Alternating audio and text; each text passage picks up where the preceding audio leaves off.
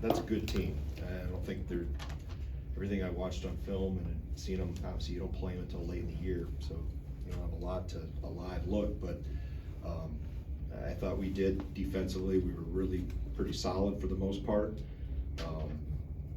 You know, we were able to get to the free throw line, which is big.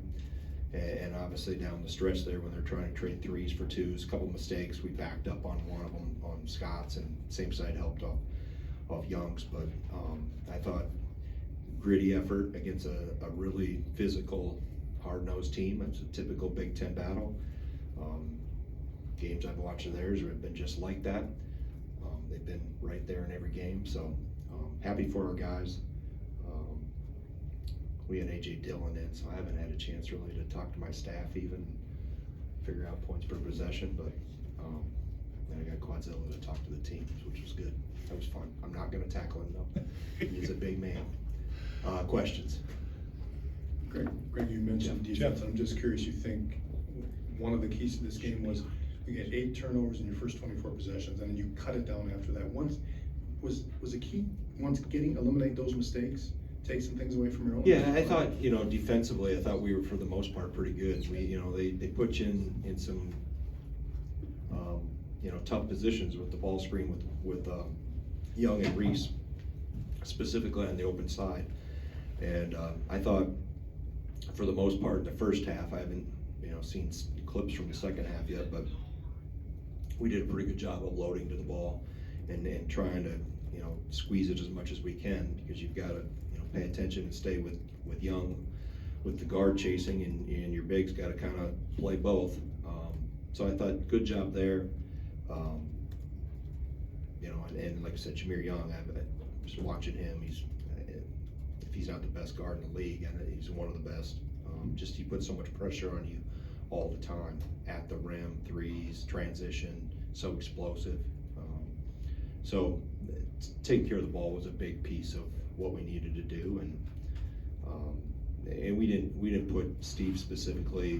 We didn't help him out in terms of our spacing. We ran away from the double team instead of loading the sideline, and I think once they saw that on the iPad in one of the timeouts, we were better with it, not leaving him. You know, Steve gets a turnover, but I mean he was all by himself over there a couple times, and once we got that figured out, I thought we were better.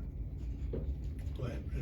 Greg, right here. John Blackwell took 8 free throws tonight. Just with his strength and his ability to get to the rim, how advantageous is that for you guys when he can play like a slasher and really put pressure on the defense? I mean, job he did defensively too, because obviously Chucky had Jameer a lot. John had him out of the bullpen. But this what tells me plus minuses are on the outside column of the box score. John Blackwell's -9. See, that's why I don't get into the plus minus, because John Blackwell was +9 for us in terms of what he did for us defensively, slashing, making free throws. And I know that's, you know, plus who's on the floor with you and all those things, what happens, but that tells me right there that the plus minus, and I'm not going to believe that, because John Blackwell was huge for us tonight. Michael? Sorry. More than even creating your own opportunities at the free throw line, I guess. What's that? More than even creating your own opportunities at the free throw line, I guess, like how important was, you know, defending without fouling when, you know, they're kind of hunting and trying to get to the line, you know, that's sort of just how they establish their offense. Yeah, I mean, you know, I know they initiate contact, they come at you, they jump into you, you know, they're physical coming downhill, specifically him. Reese is a handful in the post as well. I thought we, you know, for the most part, we did what we needed to do, and then it's on the ref. What's he going to call?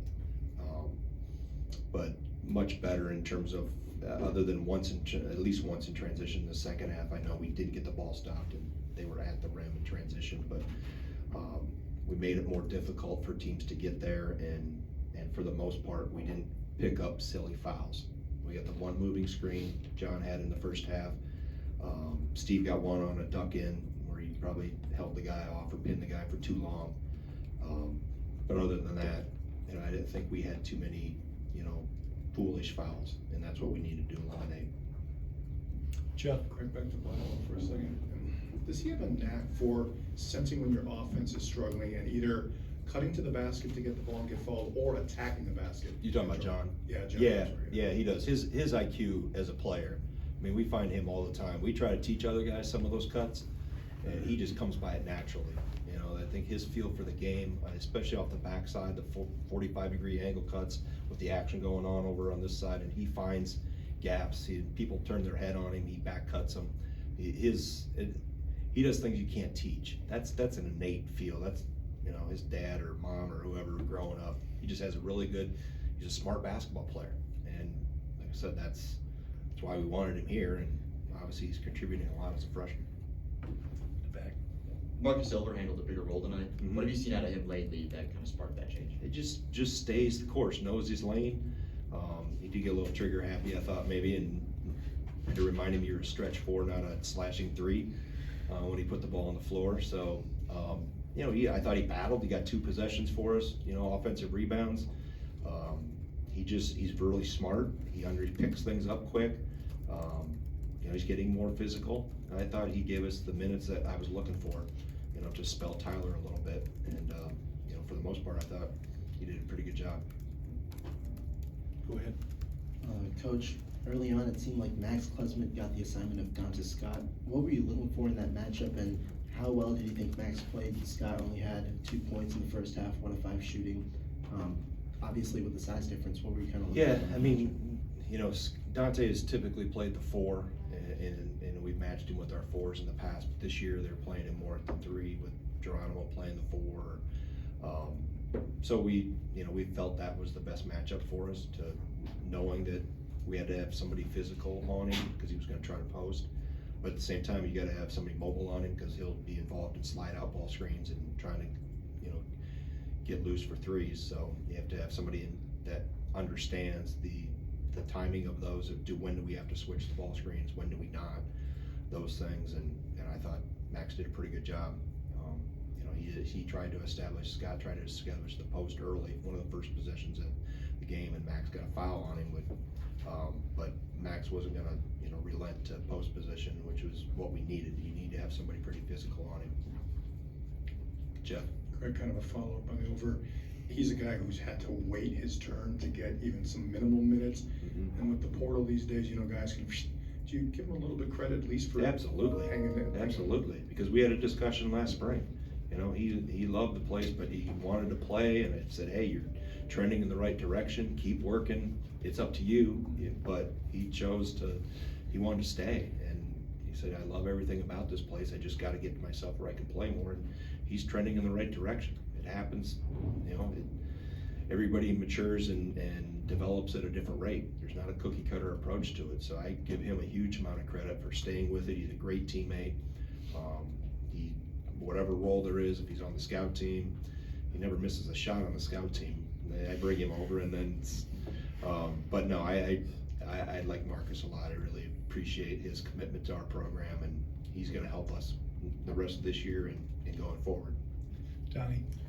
You guys have a week until your next game. Apart from preparing for Indiana, are there any specific points of emphasis or things you're trying to improve in time off? Yeah, I mean, there's always things we have to improve.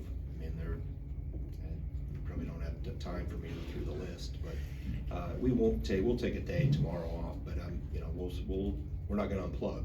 You know, days will be different. Some will be heavier than others. We'll simulate a game, so it won't be we're gonna sit around and, you know, lay on the couch and eat chips for a week. We'll be getting after it, and sometimes our practices are a little more heated than games are when we start, you know, put the clock on and start keeping score, and guys don't like to lose, so they'll get after each other. You know, we'll make sure we try to continue to stay in sync now that we're hopefully playing a little better. Let's go 2 more questions, Michael and Jim. Obviously, the most damaging turnovers are the ones that they could take back in transition. I guess that even with the turnovers at the beginning, do you feel like you limited the live ball turnovers, you know, to an extent today? To an extent. I mean, yeah, I mean, two of them are offensive fouls, so that, you know, you go from 12 to 10, so those are dead balls. I had to look through. I know the ones that stick out are the ones that we threw away out of the post trap, but I'll go through and evaluate, you know, those. I know Steve, I think, had 3 off the post trap, 2 or 3 for sure. But yeah, I mean, you wanna eliminate live ball turnovers, you know, I said all the time, I'd rather have you throw it into the band than hand it to them. You know, at least we can get back and get set. I don't like either one of them, but if I have a choice, throw it to the two player. So then we can get back and get our feet dug in a little bit, heels dug in. Jim, go ahead. You were talking on Monday about how when your starters are together, that generally is good things, and foul trouble's been kind of a problem. Tonight, they stayed out of foul trouble, you played them heavy minutes. Mhm. How much of that is, you don't have a game for a week, or how much did Yeah, you I get mean, in the that- season where you You're don't worry about minutes? mid-February, you try to get things done, you know, and Chucky's in great condition. He said, I'm not tired, I'm good, and he takes great care of his body. But yeah, the week off, I mean, but still, you're about the here and now, like, this is who cares what's gonna happen if we play tomorrow? Today's the most important day, and, yeah, so I think, you know, that entered my mind a little bit, but, we had to do what we had to do to take care of business. Okay, All good? thank you, Coach.